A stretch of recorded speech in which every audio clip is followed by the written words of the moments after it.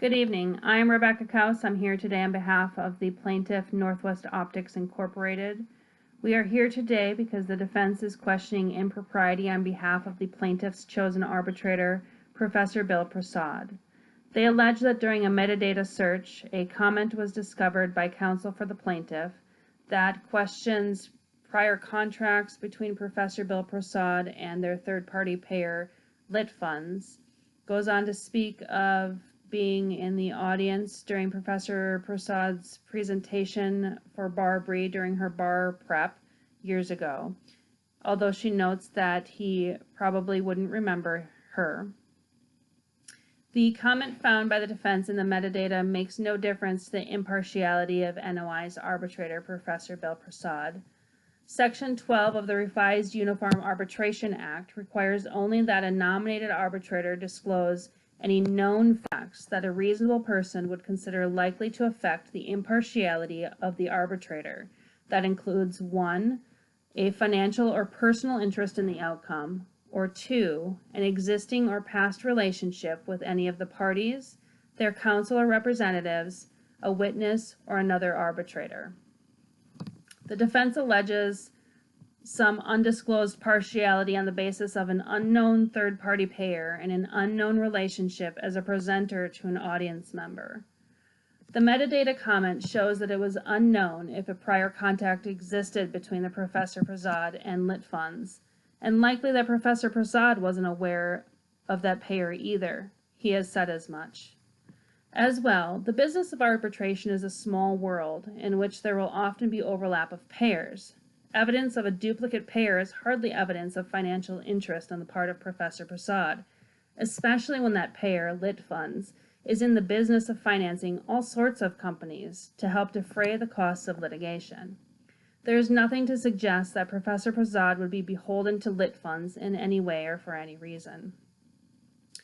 The metadata comment also shows that Professor Prasad likely wouldn't have known this counsel person from that Barbary presentation. The presentation was years ago, and Professor Prasad has presented to large audiences for several years. The presence of an NOI council member in the audience of one of his presentations years ago hardly qualifies as a relationship between the parties. As well, the drafting committee, when drafting the language of the Revised Uniform Arbitration Act, did choose to delete the requirement of disclosing any financial or personal interest. They did this with the intent of not wanting to include minor interests or minor relationships, such as the one we're presented with in this situation. They also didn't want to include interests that may not even be known to the arbitrator. The Revised Uniform Arbitration Act requires, for implications of misconduct, the arbitrator know of these facts for their omission to be considered misconduct. This is simply not the case here.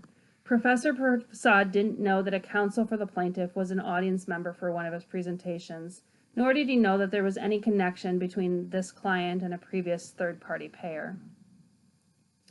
Section 23A2 of the Revised Uniform Arbitration Act finds that an award or arbitrator can be vacated if there was evidence or evident partiality by an arbitrator appointed as a neutral arbitrator, corruption by an arbitrator, or misconduct by an arbitrator prejudicing the rights of a party to the arbitration proceeding.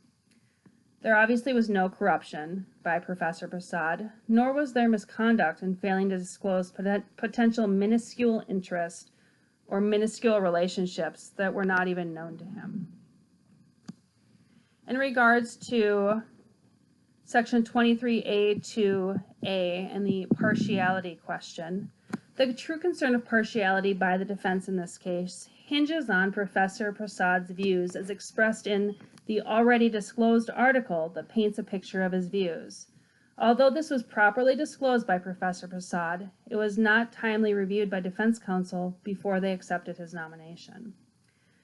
Partiality is an inherent part of this process, Arbitrating parties often choose arbitrators on the basis of prior professional or business associations or commercial expertise in their area of business.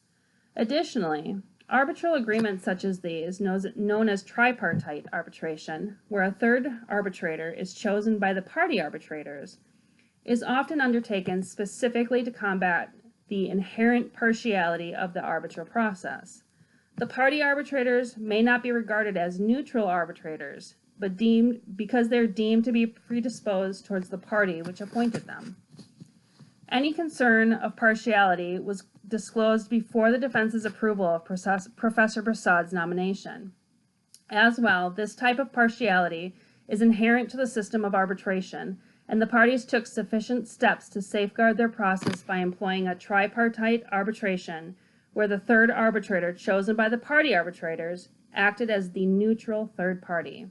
Therefore, any claim for relief on the basis of partiality of a neutral arbitrator fails.